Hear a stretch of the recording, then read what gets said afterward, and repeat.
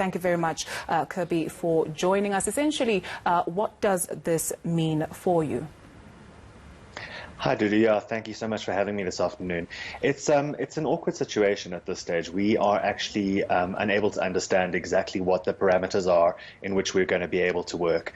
If we aren't able to generate a sufficient demand, in other words, if the restrictions that are placed on business travel as announced by the President on Sunday evening are too severe, and so severe, in fact, that they limit our demand, it's not actually going to be feasible for us to begin operations. So at this stage, we are sitting on tenterhooks waiting for more information from the state to understand what types of limitations are due to be imposed upon the flying, and then in terms of those as well, to also better understand whether or not the state will be looking to support our flying activities so that we can get out of the starting blocks sooner rather than later. An awkward situation, and of course, since the 27th of March, planes being grounded. What has this meant in terms of operations and costs for the company?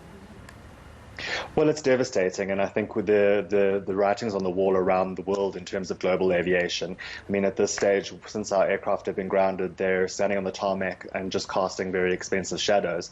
We've had absolutely zero revenue from our passenger aviation business, and unfortunately, though, there are still numerous very heavy costs that we need to endure, paying leases on those aircraft, of course, looking after our staff and our other facilities. So it's money coming out every month, but nothing coming in, which is a devastating situation for any business to be in.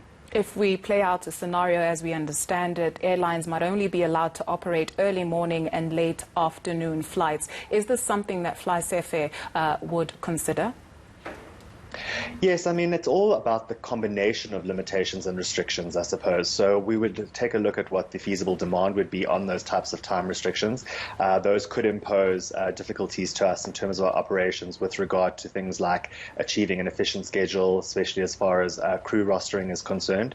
But these are perhaps things that we could work around. It just depends on how all of these measures layer up. And if they become too severe, as I said before, and there is no assistance from the state with regard to establishing operations, then unfortunately we're probably in a better position remaining hunkered down and waiting until such time that we can operate with a better chance of actually seeing a break even, never mind a profit. From what I'm hearing from you, it would seem that the level of engagement with government has not been sufficient. Is that a correct reading? I think it is, that we respect that government has a lot on their hands at the moment with regard to everything that's going on. We are engaging through the Airlines Association of Southern Africa. There hasn't been a whole lot that's been forthcoming, although I am to understand that engagements are set for at some point this week. So hopefully there will be more information that will be shared and that will allow us to better poise ourselves in terms of getting those plans in place to operate when and where we can. If you'd allow me, please, to sort of maybe get an idea in terms of once operations do start, you have incurred costs, as you told us a little bit earlier on. What will this mean for people who are flying? Are we expecting to see that it might be a tad bit more expensive?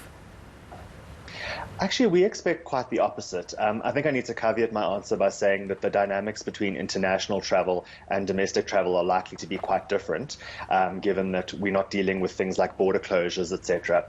But in our environment, what we're sitting with at the moment is an intense amount of supply from all of the airlines, with our aircraft effectively standing on the ground. And we are largely price takers, especially in the low-cost space. Our product is highly commoditized.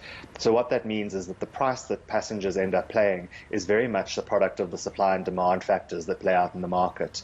And as we see it at the moment, there's going to be an excess of supply and what we feel will be a very weak demand, even more so potentially with stringent regulations. So what that means in the long run is that what we'll see is fairly suppressed flight prices, actually.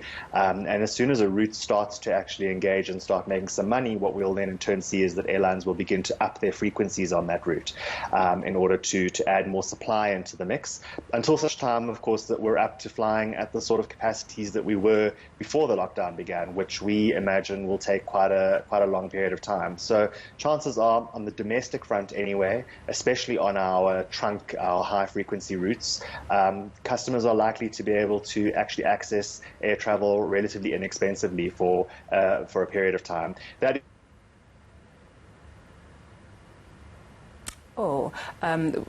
we generally got a sense, an idea of what Kirby was saying there, but the line cutting off. Kirby Gordon is FlySafair Marketing Vice President. Thank you very much for your thoughts this afternoon.